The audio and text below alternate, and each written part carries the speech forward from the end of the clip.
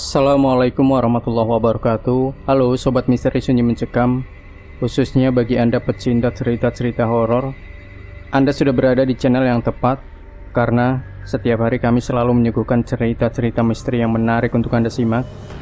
Dan untuk kesempatan kali ini kami sudah menyiapkan sebuah kisah nyata misteri yang berjudul Terbebas dari Jerat Tumbal Pesugihan.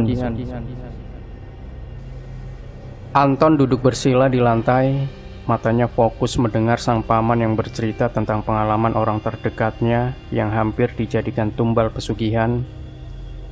Rasanya semua orang akan penasaran dan ketagihan saat mendengar cerita horor, bukan?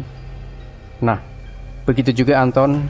Saking fokusnya ia tidak sadar mulutnya menganga beberapa senti sebelum akhirnya sang ayah menutup pelan dengan satu tangannya. Pamannya yang bernama Gendis ini melanjutkan ceritanya. Kira-kira jika diulang seperti ini. Jadi belum lama ini ada temannya yang memang dikenal sebagai orang terkaya di daerah Depok. Rumahnya luas, tanah tersebar di mana-mana. Bahkan jika ke rumah orang tersebut, setiap tetangga akan rela berlama-lama karena orangnya sangat baik. Jika ada tamu selalu dijamu dengan makanan yang enak.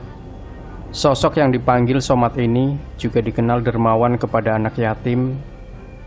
Setiap hari ia meluangkan waktu untuk mengadakan syukuran kecil-kecilan di rumahnya.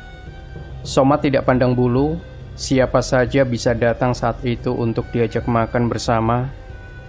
Namun yang namanya usaha, agaknya tidak semua akan berjalan mulus. Diketahui salah satu usaha yang ia rintis mulai bangkrut karena ada pegawai yang tidak amanah. Hal tersebut perlahan-lahan membuat mobil mewah yang ia koleksi satu persatu dijual. Cabang toko bangunannya mulai tutup di berbagai daerah. Bahkan rumah mewah yang ia miliki tidak bisa diselamatkan lagi. Ungkapan manusia tidak selamanya ada di atas, mungkin cocok disematkan kepada Somad kali ini. Singkat cerita, setelah keterpurukannya tersebut, Somad sekeluarga hidup pas-pasan, bahkan serba kekurangan.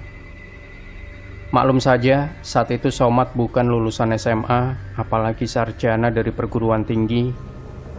Ia hanya mengenyam pendidikan sampai SD, itu pun tidak lulus. Perihal usahanya dulu ia jalani dengan modal tekad dan otodidak. Sekarang ia hanya menjadi pengangguran serabutan. Jika ada panggilan berarti ia dapat kerja. Namun jika tidak, ia sekeluarga harus rela menahan lapar.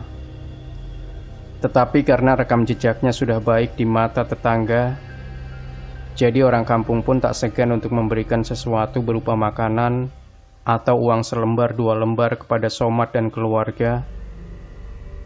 Sampai hari itu, kejadian yang tidak diduga menimpa Somad.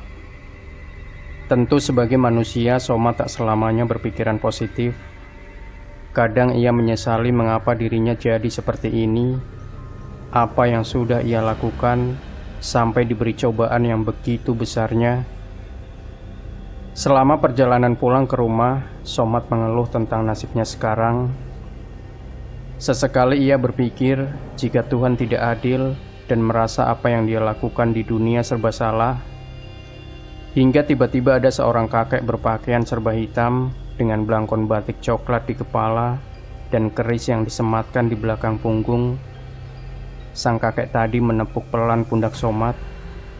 Saya tahu apa yang kamu pikirkan.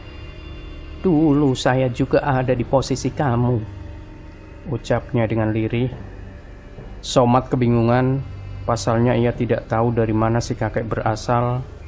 Tiba-tiba sudah ada di belakangnya dan tahu tentang apa yang ada di pikiran kepala Somad. Dengan perlahan Somad melepaskan tangan kakek dari pundaknya. Jika kamu mau, saya bisa antarkan kamu ke orang sakti yang bisa membalikan keadaan kamu seperti dulu. Lanjutnya kembali. Maaf kek, saya tidak butuh orang sakti. Di zaman seperti ini mustahil untuk mengandalkan orang sesat, ucapnya dengan tegas. Namun, entah mengapa setelah melihat tatapan si kakek tadi, Somad malah mengiyakan dan mengikuti kemana perginya si kakek. Sampai akhirnya ia sudah berada di sebuah tempat yang dikelilingi dengan pohon pinus. Di depannya sudah ada rumah dari anyaman bambu atau bisa dibilang gubuk. Ia diperintahkan untuk masuk ke dalam rumah itu oleh si kakek. Di dalam, ia melihat seseorang yang tidak asing baginya dengan janggut berwarna putih. Orang tersebut mempersilahkan Somad untuk duduk di depan meja panjang warna hitam. Setelah itu dia mulai berbicara dengan Somad. "Saya tahu apa yang kamu rasakan. Lihatlah di sekeliling kamu, ada orang yang sedang bertapa untuk pesugihan, dan mereka mempunyai tujuan yang sama, yakni ingin mengubah hidupnya menjadi lebih baik." Somad melihat ke arah kanan kiri, memang ada yang bertapa, jumlahnya ada 6 orang. Sontak Somad kaget, karena tidak mempunyai keinginan untuk melakukan pesugihan seperti mereka, apalagi dengan cara bersekutu dengan setan. Tanpa sadar, Somad mengucapkan perkataan yang memanggil Tuhan. "Ya Allah, tolong saya, ampuni dosa hamba-Mu ini." Setelah dia bicara seperti itu, tiba-tiba saja pandangannya gelap.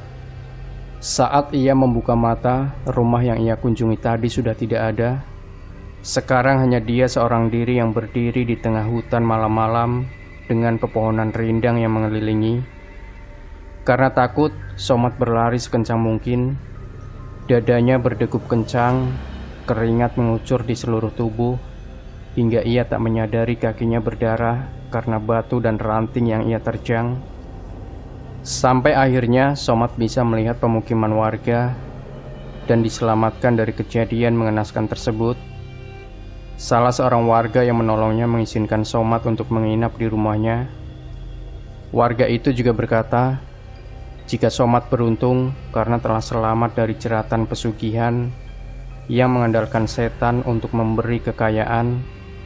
Karena kalau tidak, setiap pesugihan pasti selalu membutuhkan tumbal sebagai persyaratan, dan mereka mengincar manusia-manusia lemah iman untuk dijadikan pengikutnya kelak.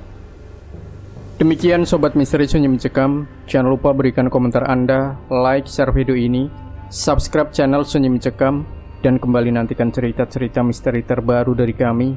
Wassalamualaikum warahmatullahi wabarakatuh.